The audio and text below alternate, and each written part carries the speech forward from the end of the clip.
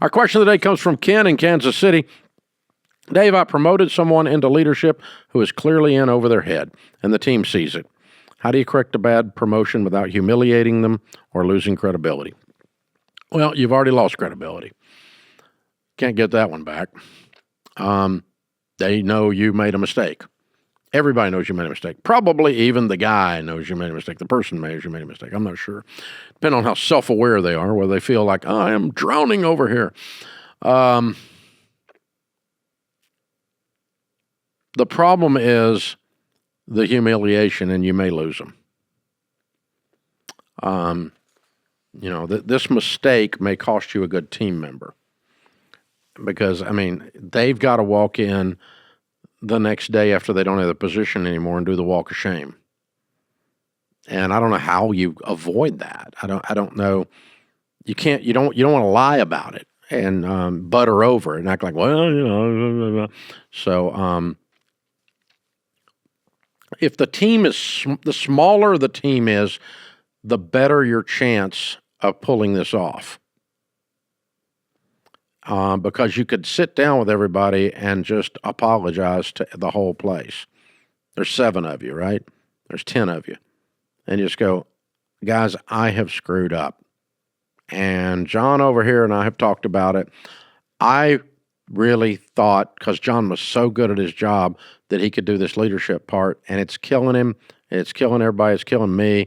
And I screwed up moving him into the role. John is a great guy, and he doesn't need to be in that role right now.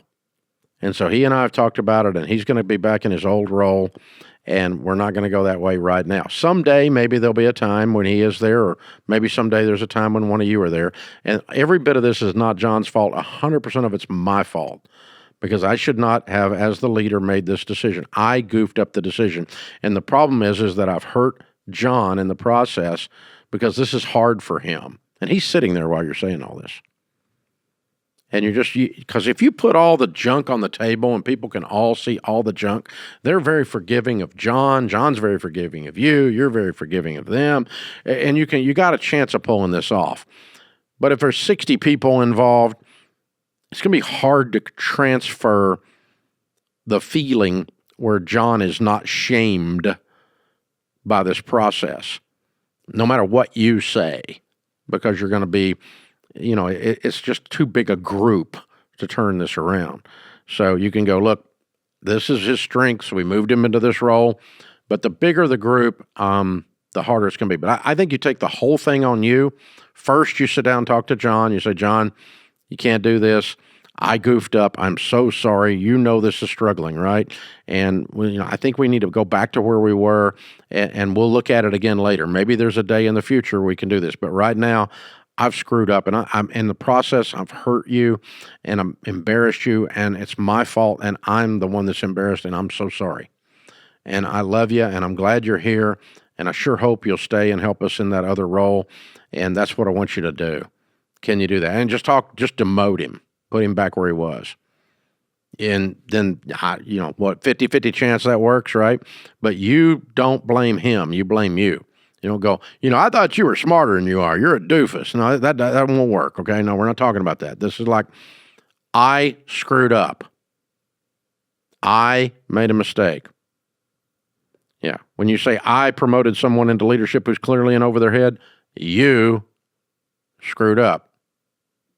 So when the leader says that, when the leader says, I was wrong, I messed up, I apologize, most leaders don't have the backbone and the courage to do that. They're too small-minded, so they're really just bosses.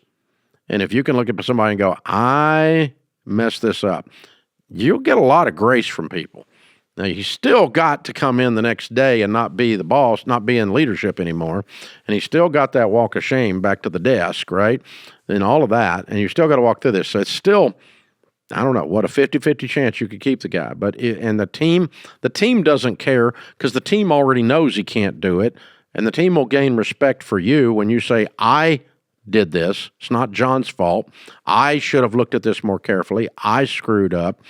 I'm sorry. I've already apologized to John, and John and I have talked about it, and he's going to move back into this role, and it's embarrassing for him, and you guys, I'm so sorry.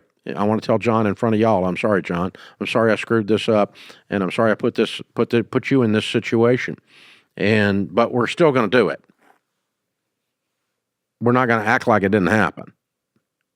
And even though everybody's embarrassed and got egg on her face and red and the walk of shame and all that stuff is there, but we're still going to do it. We're still going to put the guy back where he needs to be.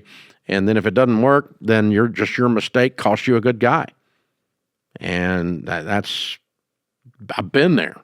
Mishandled something and I'll lose a good person. I've been there. And it's 100% on me when I do that. So a couple things there. Just the authenticity, gentle conversations. First, handle it with the guy. You take 100% of it on you. Lots of apologies. Talk openly about embarrassment. Talk openly about a walk of shame. Talk openly about all that. And then everybody hears it. Everybody sees it. And everybody goes, yeah, man, it sucks. But we're all okay now because at least old Ken, our boss, has a brain. And he's a big enough man to say when he screwed up. And so I'm working with a guy who's a real guy. And he's going to tell me the truth. And he told me the truth this time. And people will rally around that, be loyal to that. They'll push themselves through for somebody like that. That's good stuff. So very cool. Good question, Ken. Been there myself, brother. You'll get through it.